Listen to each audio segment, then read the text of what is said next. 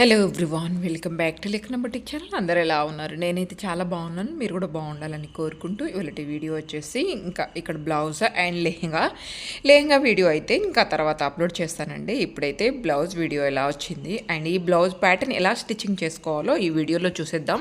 Video ఎక్కడ skip చేయకండి. And మొదటిసారి చూస్తుంటే మాత్రం తప్పకుండా మన ఛానల్ని లైక్ అండ్ షేర్ సబ్స్క్రైబ్ చేసుకోండి. అప్పుడే నేను ఎలాంటి వీడియోస్ అప్లోడ్ చేసినా ముందుగా నోటిఫికేషన్ వస్తుంది. ఇంకా ముందుగా మీకు ప్యాటర్న్ చూపిస్తే కొంచెం ఐడియా ఉంటుంది కదా అని చెప్పేసి ఈ విధంగా అయితే మొత్తం బ్లౌజ్ ప్యాటర్న్ అనేసి పెట్టాను అన్నట్టు. అండ్ వీడియో స్కిప్ చేసుకుంటే చూస్తే అసలు అర్థమే కాదండి. మీరు స్టిచ్చింగ్ వీడియో అయితే అసలు స్కిప్ చేయకండి. ఇక్కడ వచ్చేసి మనం back cut work already blouse చూపించాను కదా, ఆ మోడల్లో మనం బ్యాక్ పార్ట్ ఈ విధంగా కట్ వర్క్ పెడుతున్నాం అన్నట్టు.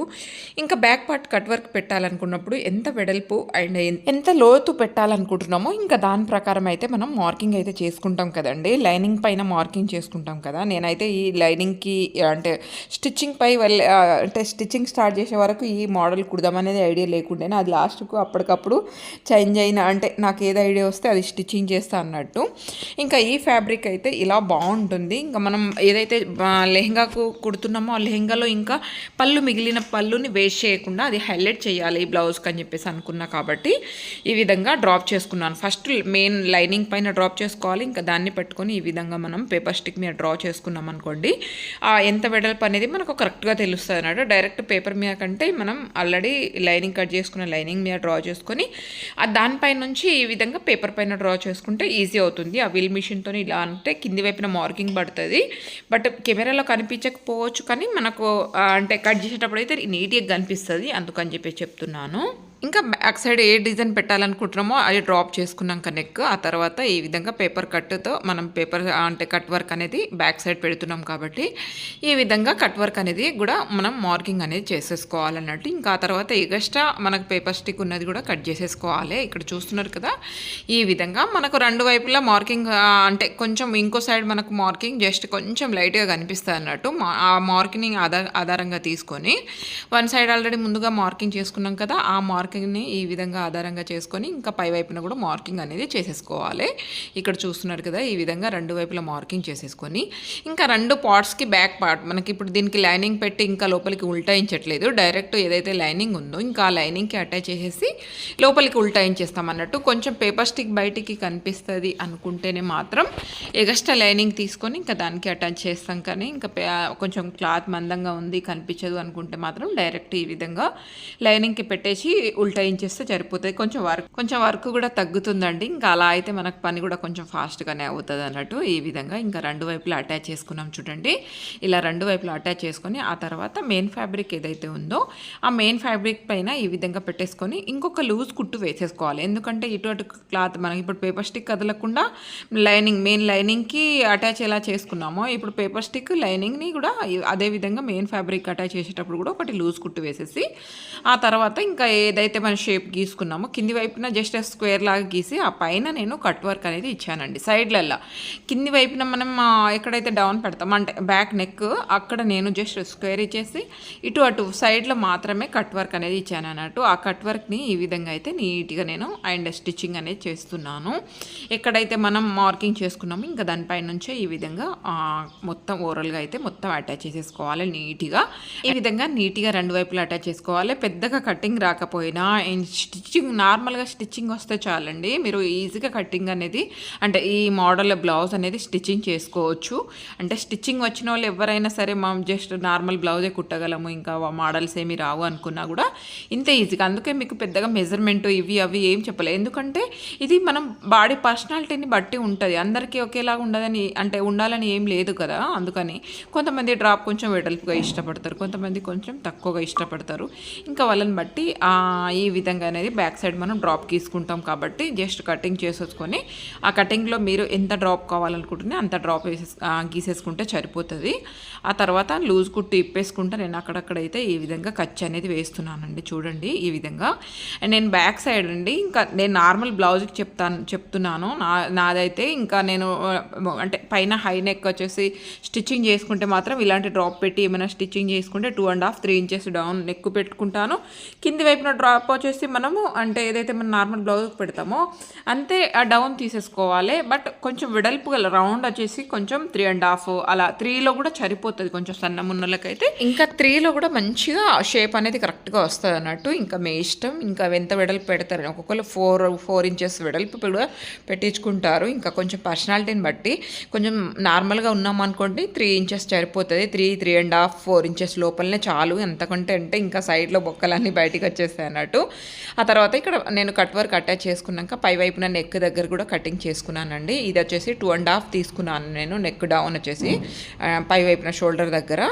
ఆ తర్వాత ఫ్రంట్ నెక్ ఈ విధంగా డ్రా చేసుకుంటున్నాను. చిన్నగా వీ లాగా వచ్చి కొంచెం లీఫ్ డిజైన్ లాగా వచ్చింది. పూర్తిగా వీ కాదు, కొంచెం లీఫ్ డిజైన్ లాగా పెట్టేసుకున్నాను. అండ్ ఇది వచ్చేసి అంటే నెక్ వచ్చేసి 3 ఇంచెస్ వెడల్పు పై వైపున, కింది వైపున వచ్చేసి 3.5 వెడల్పు అండ్ 6 ఇంచెస్ డౌన్ తీసుకున్నాను. ఇక్కడ చూడండి ఈ విధంగా అయితే నేను ఫ్రంట్ నెక్ అనేది డ్రా చేసుకొని, అండ్ దీనికి పేపర్ స్టిక్ ఏమీ అటాచ్ చేయలేదు. ఎందుకంటే ఇది ఉల్టా ఇంచేసి ఫ్రంట్ వైపున కూడా నేను బార్డర్ వచ్చేటట్టు, ఫ్రంట్ కూడా మనం బార్డర్ వచ్చేటట్టు పెడుతున్నాం కాబట్టి ఉల్టా ఇస్తేనే మనకు కరెక్ట్గా వస్తుంది అన్నట్టు. లేదు అంటే మనం రెండింటిని పైపింగ్ చేయాల్సి వస్తుంది. బట్ నేను అయితే ఇది జస్ట్ ఉల్టా ఇంచేస్తే సరిపోతుంది అని చెప్పేసి ఈ విధంగా అయితే లోపల ఒక స్టిచ్చింగ్ మెయిన్ ఫ్యాబ్రిక్ వైపున పెట్టేసి ఈ విధంగా ఒక స్టిచ్చింగ్ వేసేస్తున్నాను. ఒక టెన్షన్ గ్యాప్తో నీట్గా ఈ విధంగా చిన్న కుట్టి వేసేసుకొని ఇంకా స్టిచ్చింగ్ చేసేసుకొని, ఆ తర్వాత లోపల ఉన్న ఫ్యాబ్రిక్ని ఎక్స్ట్రా ఫ్యాబ్రిక్ని కూడా నీట్గా కట్ చేసేసుకోవాలి. ఇక్కడ చూడండి ఈ విధంగా అయితే నీట్గా కట్ చేసేసుకోండి. షేప్ ఏమీ అవుట్ కాదు. అండ్ ఫ్రంట్ వైపున మనం ఏ ప్యాచ్ పెట్టినా కరెక్ట్గా సెట్ అవుతుంది అన్నట్టు. ఇక్కడ చూడండి ఈ విధంగా పూర్తిగా కట్ చేసేసినాక ఇంకా దీన్ని కూడా అక్కడక్కడ కట్ చేయాలి. అలా కట్ చేస్తే మనకి ఎక్కడ గుళ్ళు లేకుండా నీట్గా ఉల్టాయించినప్పుడు నీట్గా కనిపిస్తుంది అన్నట్టు. ఆ తర్వాత ఇక్కడ మొత్తం కార్నర్లన్నీ కరెక్ట్గా ఈ విధంగా సెట్ చేసుకోవాలండి. ఫస్ట్ అయితే నీట్గా ఈ విధంగా చేతితో నీట్గా సెట్ చేసేసుకోవాలి. ఇలా సెట్ చేసుకొని పైనుంచి ఒక కుట్టు వేసేసుకుంటే సరిపోతుంది. ఇక్కడ చూడండి ఇలా నీట్గా రెండు వైపులా మనం కరెక్ట్గా సెట్ చేసుకొని ఆ పైనుంచి ఒక కుట్టు వేసేస్తే ఇంకా నీట్గా ఉంటుంది అన్నట్టు, నీట్గా కనిపిస్తుంది కూడా. ఇక్కడ చూడండి ఈ విధంగా అయితే నేను ఒక కుట్టు అయితే వేసేసాను. ఇంకా ఫ్రంట్ పార్ట్ మనం ఈ విధంగా అయితే ఉల్టాయించేసినాం కదా, ఆ ఉల్టాయించేసిన తర్వాత అండి ఇంకా మనం ఫ్రంట్ పై పార్ట్ షోల్డర్కి బార్డర్ అటాచ్ చేస్తున్నాం కదా, అక్కడ బార్డర్ ఏదైతే షోల్డర్ షేప్ గీసుకుంటామో మనం, అంటే ఏ షేప్ అటాచ్ చేయాలనుకుంటున్నారో ఆ షేప్ గీసుకొని, ఇంకా నేను కొంచెం ఇక్కడ గీసే అంటే మనం మార్కింగ్ చేసుకునేది కొంచెం వీడియో స్కిప్ అయినట్టుంది, ఇంకా నేను చూసుకోలేదు, ఒక్కొక్కసారి ఆన్ చేయడం మర్చిపోతాను అట్లా. ఇంకా ఏం చేస్తామండి, తప్పదు. రెండు షోల్డర్స్కి వచ్చేటట్టు ఆ షేప్ ఏదైతే మనం మార్కింగ్ చేసుకుంటామో, ఏదైతే షేప్ పెట్టాలనుకుంటామో ఆ షేప్ మార్కింగ్ చేసుకొని నేను ఇక్కడ సేమ్ కలర్ లైనింగ్ తీసుకొని ఉల్టాయించేస్తున్నాను ఇవి కూడా. ఎందుకంటే వీటికి కూడా ఏం పైపింగ్ పెట్టట్లేదు, ఇంకా దీనికి ఏం పైపింగ్ వాడలేదు కాబట్టి వీటికి కూడా ఏమీ పైపింగ్ పెట్టకుండా ఈ విధంగా అయితే నీట్గా ఉల్టాయించేస్తున్నాను. చూడండి ఇలాగా రెండు షోల్డర్స్ అయితే మనం రెడీ చేసేసుకోవాలి. ఇక్కడ మీరు అంటే ఆ lining neck front neck cut చేయకముందే మీరు ఈ షేప్ అనేది గీసుకొని ఇంకా ఈ మీరు ఏదైతే ప్యాచ్ చేయాలనుకుంటున్నారో ఆ ప్యాచ్ కూడా కట్ చేసుకోండి.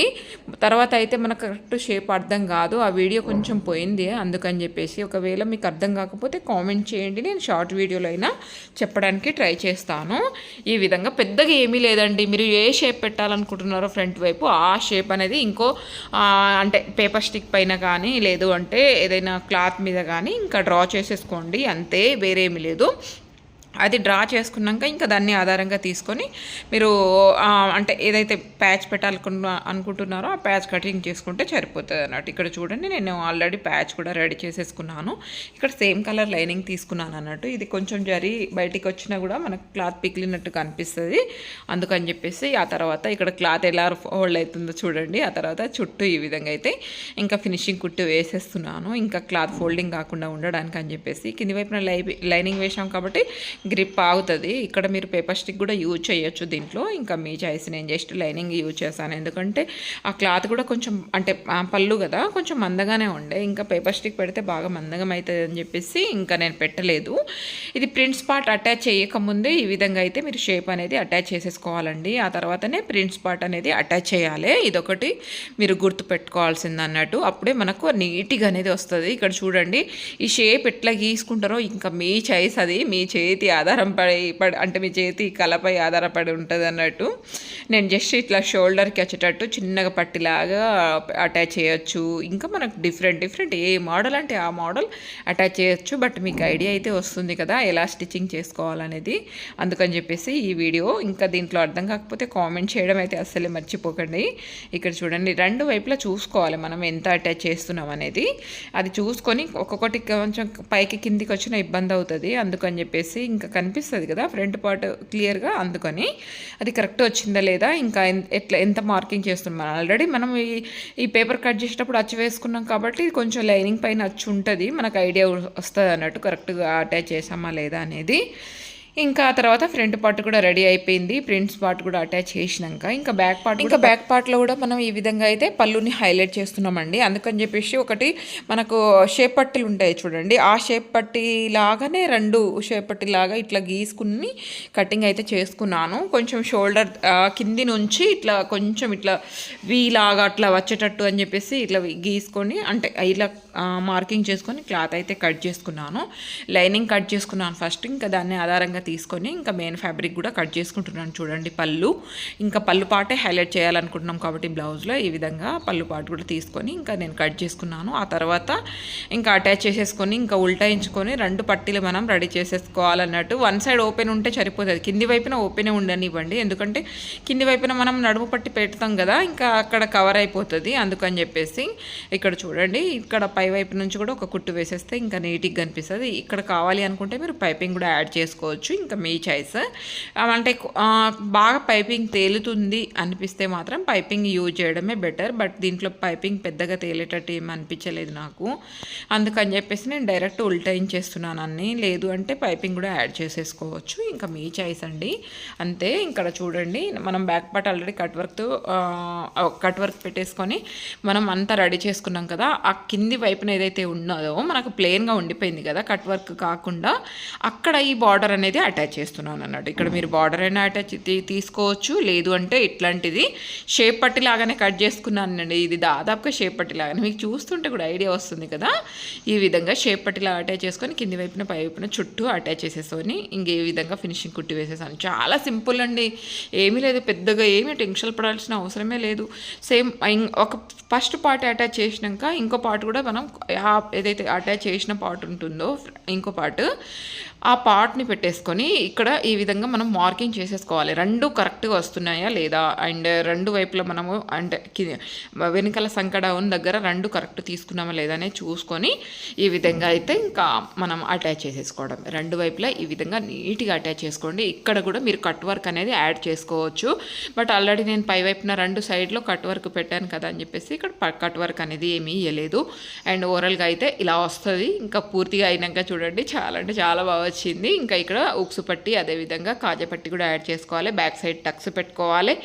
బ్లౌజ్ మొత్తం స్టిచ్చింగ్ చేసి చూపిస్తే వీడియో చాలా లెంత్ అవుతుంది. అందుకని చెప్పేసి నేను ఇంకా బ్లౌజ్ మొత్తం చూయించాక ఎక్కడైతే నేను హైలైట్ చేశానో అది మాత్రమే చూయించాను అన్నట్టు. ఈ విధంగా వస్తుంది, చూసారు కదా ఇలాగా. ఇంకా ఆ తర్వాత అయితే నేను ఫినిషింగ్ అనేది చేసేస్తున్నాను. చూడండి, ఇట్లా రెండు పార్ట్ అటాచ్ చేసుకొని ఇంకా మనం ఫ్రంట్ పార్ట్ అటాచ్ చేసుకొని ఇంకా షోల్డర్ అన్ని అటాచ్ చేసుకొని బ్లౌజ్ హ్యాండ్స్ కూడా మనం పళ్ళు పార్ట్ల నుంచి తీసుకున్నాము. హ్యాండ్స్ అండి ఈ బ్లౌజ్కి, ఇంకా హ్యాండ్స్ కూడా అటాచ్ చేసుకొని ఓవరాల్గా బ్లౌజ్ ఫినిషింగ్ చేసేసుకోవడమే. ఇక్కడ దీంట్లో ఇంకా ఏమైనా డౌట్ ఉంటే కామెంట్ చేయడం మర్చిపోకండి.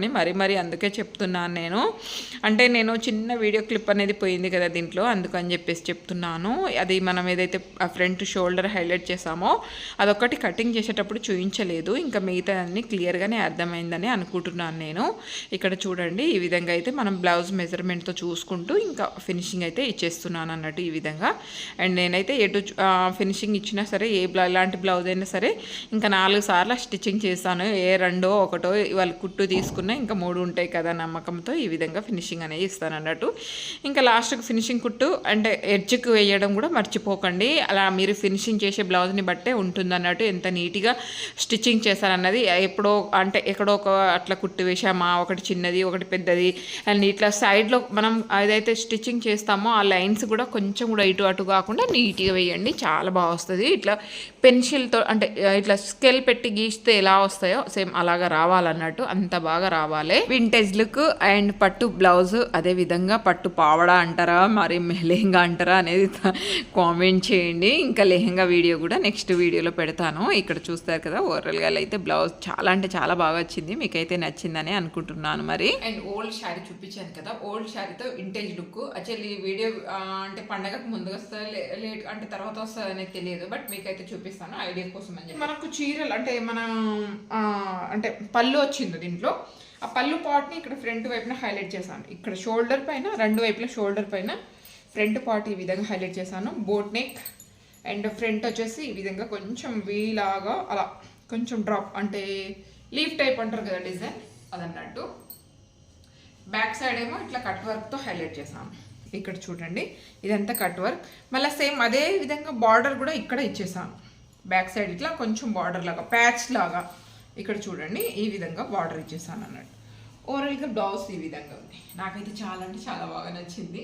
మీకు ఎలా అనిపించిందో కామెంట్ చేయండి. విత్ హ్యాంగింగ్స్ ఇది అన్నట్టు ఓవరాల్ డ్రెస్. బ్లౌజ్ నార్మల్ చీరలకు కూడా చాలా బాగుంటుంది, మీరు కూడా ట్రై చేయండి.